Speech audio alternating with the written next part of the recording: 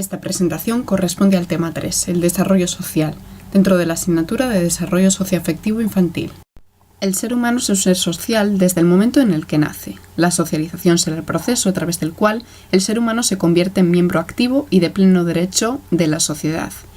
Dicho proceso vendrá mediado por agentes socializadores, en este caso la familia, que actuaría como primer agente socializador y como filtro de otros agentes, a través de dos funciones: asegurando la supervivencia del bebé y contribuyendo a la construcción de su identidad a través de la interacción y la formación de vínculos afectivos. Las actitudes parentales podrían quedar clasificadas en tres categorías: permisivas, con hijos dependientes e inmaduros; autoritarias, con hijos más desconfiados, un retraimiento y baja competencia social; y democráticas, con hijos responsables que promueven la ayuda a los demás. Además de la familia, debemos citar otros agentes que intervienen en la socialización, como son los centros de educación formal y no formal, la escuela, el grupo de iguales y los medios de comunicación. Los centros de educación formal y no formal se diferencian en el tiempo de estancia. Los formales acogen a los niños durante periodos más largos de tiempo, y los no formales cubren los tiempos de ocio, como las bibliotecas o las ludotecas. En segundo lugar, tenemos la escuela, que permite al niño el aprendizaje de contenidos, habilidades y valores sociales. Entre los grupos de iguales diferenciamos 4 etapas. La primera etapa, que iría de los 0 a los 2 años, la actividad es mayormente solitaria. El niño trata a los otros como objetos, los explora y los va conociendo. En la segunda etapa, que iría de los 2 a los 4 años, los grupos ya se forman de 2 o 3 niños, aunque la colaboración es bastante difícil. En la tercera etapa, de los 4 a los 5 años, ya se producen grupos de 4 o 5 niños, con más interacciones, donde la etapa es del juego asociativo. Los compañeros ya se tienen en cuenta, parece el juego simbólico y de representación. En la cuarta etapa, que iría de los 6 a los 7 años, ya hay una auténtica colaboración con interacciones reales. En cuanto a los medios de comunicación, tenemos la imagen, que provoca valores educativos. Como base para la formación de conceptos, atrae la atención, refuerza el aprendizaje, el desarrollo del pensamiento lógico, etc.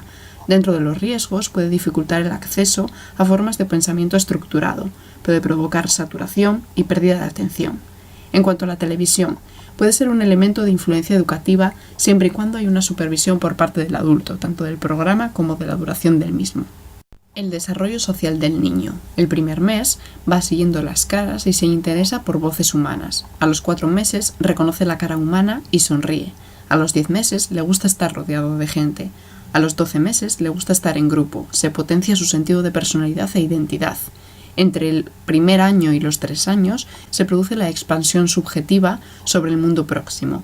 Entre los 3 y los 6 años ya hay un descubrimiento de la realidad exterior. La vida social del niño se reduce a la familia, pero poco a poco se va incorporando los iguales.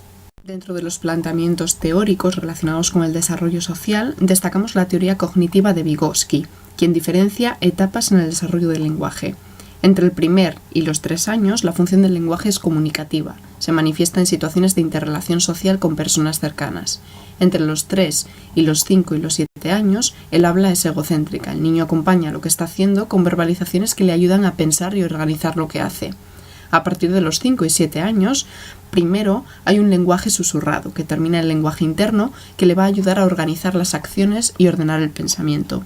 Además, propone una serie de conceptos: el nivel de desarrollo real, que hace referencia a las actividades que puede realizar sin ayuda; el nivel de desarrollo potencial, que hace referencia a aquellas actividades que el niño realiza con ayuda de un tercero; y la zona de desarrollo próximo, que se localiza entre el nivel real y potencial de desarrollo. El adulto ayuda al niño para favorecer el paso de un nivel al otro. Otra de las teorías sería la teoría psicosocial de Erikson, donde destaca la psicología del yo y las etapas del desarrollo psicosocial. Dentro de la psicología del yo, la base del desarrollo humano se encontraría en el propio yo. Dentro de las etapas del desarrollo psicosocial diferenciamos la confianza frente a la desconfianza, donde el niño aprende a confiar o a desconfiar del cuidado de los otros, especialmente de la madre. Autonomía frente a vergüenza y duda. Si entre el primer año y los 3 años el niño se siente capaz, ya hablaríamos de autonomía. Iniciativa frente a culpabilidad. Entre los 3 y los 6 años, los niños ya manifiestan creatividad, pero pueden contrariar a los padres, apareciendo por tanto ese sentimiento de culpa. Aplicación frente a inferioridad. Entre los 7 y 11 años, el niño puede ser muy aplicado tanto en el juego como en el trabajo. La falta de reconocimiento le llevaría al sentimiento de inferioridad. Identidad frente a confusión. Aparece el sentimiento de identidad. Intimidad frente a aislamiento, aceptación de la otra persona renunciando a partes de uno mismo por estar con el otro. Producción frente a estancamiento, a partir de los 40 años, y entereza frente a desesperación al final de la vida.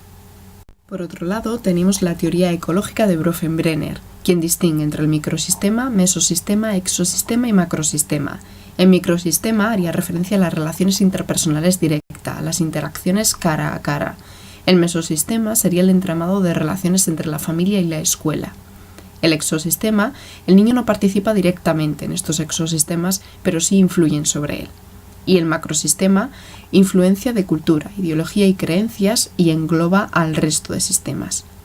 Por otra parte, la teoría del interaccionismo social de Feuerstein diferencia la inteligencia, el potencial de aprendizaje, la cultura, la privación cultural, el aprendizaje mediado y el aprendizaje cognitivo mediado.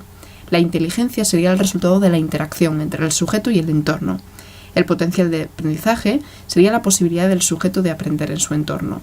La cultura haría referencia a los conocimientos, valores y creencias. La privación cultural supone una carencia total o parcial de cultura, a nivel individual y a nivel grupal. El aprendizaje mediado haría referencia a que el adulto media el mundo del niño en ese desarrollo. Y el aprendizaje cognitivo mediado hace referencia a esa intervención cognitiva para superar la carencia de cultura, desarrollando estrategias como mediador.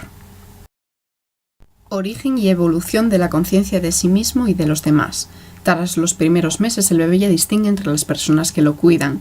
Es a partir de los 4 y 5 meses que conoce la efectividad de sus acciones para provocar la respuesta del adulto.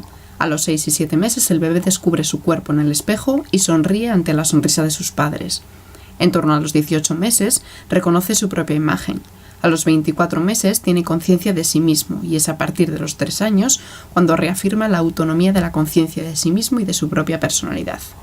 El conocimiento social.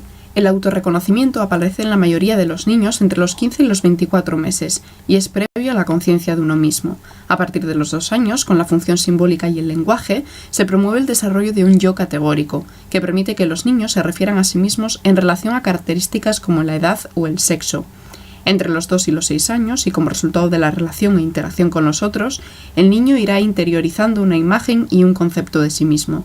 A principio, los niños no se refieren a sí mismos incluyendo características psicológicas.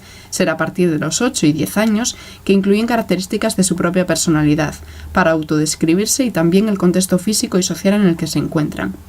La valoración del autoconcepto dará lugar a la autoestima. Es hacia los 7 años donde el niño diferencia entre la autoestima física, social y académica. Será en la adolescencia donde cobrará especial importancia la búsqueda de la identidad. La educación emocional y de habilidades sociales. Existe multitud de programas para entrenar las habilidades sociales y la mayoría de ellos se basan en las leyes del comportamiento. Las conductas que van seguidas de consecuencias positivas tienen mayor probabilidad de repetirse y la mayor parte de estas conductas se aprenden por observación. Dentro de los métodos para enseñar conductas se diferencia el reforzamiento positivo, la técnica de Premark, el aprendizaje por observación y el moldeamiento. Los métodos para hacer desaparecer conductas serían la retirada de atención, el tiempo fuera y el castigo. El papel del educador infantil en el desarrollo social. El educador desarrollará actividades teniendo en cuenta aspectos básicos del desarrollo social y relacional infantil. Dentro de los objetivos a tener en cuenta estarían los siguientes: creación de vínculos afectivos con los grupos sociales, favorecer las interacciones con el entorno y planificar actividades que le permitan ir incorporándose al grupo social. Dichos objetivos deben reflejarse en tareas como las siguientes: diseñar situaciones en las que se den relaciones de bienestar con los otros, escuchar a cada niño dentro del grupo dando valoraciones individuales y tener un papel mediador en las relaciones con los otros niños y fomentar la relación positiva con sus progenitores. Aquí finaliza la presentación del tema 3, el desarrollo social.